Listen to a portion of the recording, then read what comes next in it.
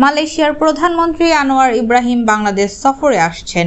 সবকিছু ঠিক থাকলে আগামী 4 অক্টোবর তিনি বাংলাদেশ সফর করবেন বলে কূটনৈতিক সূত্রে জানা গেছে।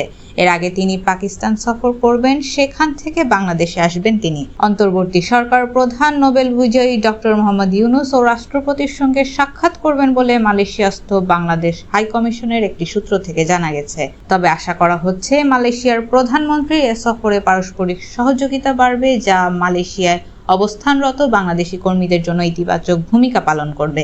বাংলাদেশের পট পরিবর্তনের পর গত 14 আগস্ট মালয়েশিয়ার প্রধানমন্ত্রী আনোয়ার ইব্রাহিম দ্রুত বাংলাদেশ সফরে ইচ্ছা প্রকাশ করেছিলেন।